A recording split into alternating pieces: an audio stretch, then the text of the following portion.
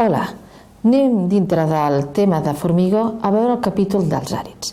Per veure aquest capítol, primer veurem les característiques i propietats d'aquests àrids. Bé, què són els àrids? Els àrids els definim com un conjunt de fragments de roques inerts formats per minerals, amb una granulometria ben adequada. Aquests àrids, aquest material, es lliga, s'uneix amb un lligand o ciment d'activació hidràulica o amb un lligand bituminós com podria ser un betum. Bé, per fer així una mescla íntima entre l'àrid i el lligand en qüestió. La procedència i processos d'obtenció d'aquests àrids poden ser àrids naturals. Dintre aquests àrids naturals tenim els àrids rodats o granulars que provenen de graveres, o els àrids de matxuca o de matxuqueig que provenen de pedrera. També pot ser que els àrids siguin subproductes o residus d'altres indústries, com escòries, cendres, entre altres. I per últim, els àrids poden ser d'origen reciclat, és a dir, artificials, de material de demolició. Bé, quina és la situació actual dels àrids? Està lligada la seva producció al desenvolupament socioeconòmic del país, del territori. Quan més infraestructura genera, més producció tenim d'aquest recurs o d'aquest material. Degut a això, si tenim molta infraestructura, tenim gran dispersió o molts punts d'explotació d'aquest àrid en tot el territori. Com és l'explotació d'aquests àrids de caràcter local? Producció en tot diferents punts. Degut a això és perquè el valor dels àrids és escàs, és a dir, el cost és econòmic. El que és car és el seu transport. Es duplica el preu quan dupliquem la distància, és a dir, a una distància major de 40 quilòmetres el preu es dispara. El que ha dut és que tinguem un abandonament molt important de pedreres en tot el país. Per això actualment hi ha una oposició a concedir nous permisos d'extracció d'aquest material. Així doncs ens trobem amb la necessitat actual de buscar nous materials, nous recursos que no siguin naturals perquè esdevinguin àrids. Bé, quan nosaltres tenim un material, una roca, perquè sigui àrid, no podem fer-ho a la lleugera, ha de complir normativa, la normativa UNEEN. Per això definim el que s'anomena la marca C exigida per la Comunitat Europea. Aquesta qualitat dels àrids ho definirem per un anàlisi petrogràfic del mateix. Anem a parlar de les propietats dels àrids. Els àrids el que volem que siguin no reactius, per tant hem d'introduir el concepte de reactivitat, i que siguin alhora estables. No reactius ni amb el medi ambient ni amb constituents del lligand hidràulic, per exemple del ciment. Com podria succeir-nos en aquest cas la reacció àlcali-granulat. En aquesta fotografia veiem la reacció generada entre l'àrid, la sílice amorfa i els alcalins del ciment, i es forma un gel silícic expansiu.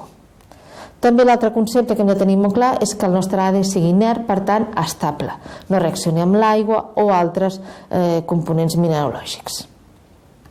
Dit això, com han de ser aquests àrids? Aquests àrids han de ser inerts, per tant no han de reaccionar, han de tenir una mida adequada, que normalment és compresa entre 0 o 100 mil·límetres, una naturalesa inorgànica, perquè orgànica ens donaria problemes d'hidratació en el ciment, i una procedència normalment natural i artificial.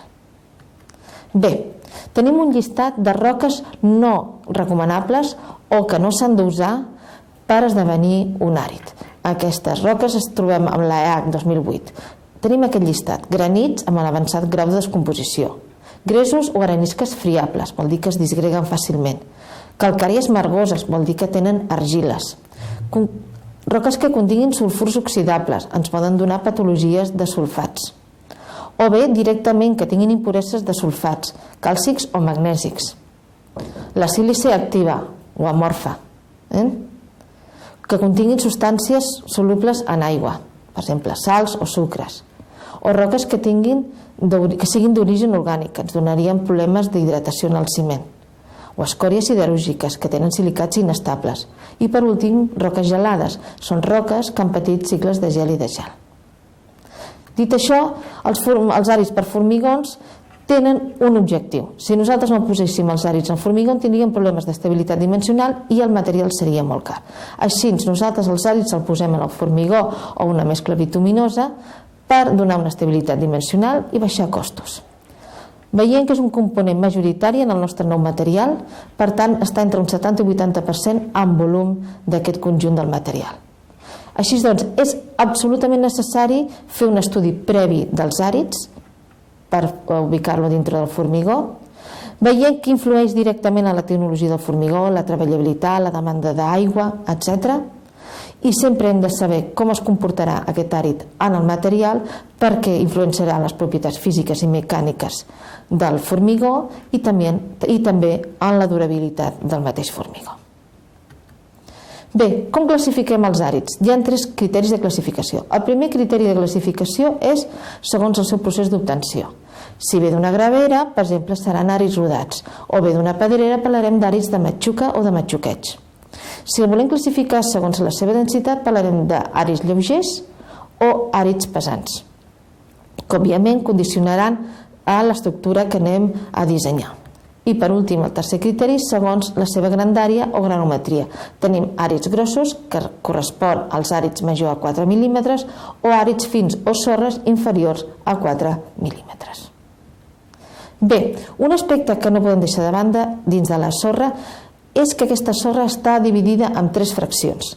La primera, la grossa, va entre 4 i 2 mil·límetres, la mitjana entre 2 i 6 o 64 micres i els fins o files inferior a 60 micres o 0,064 mil·límetres.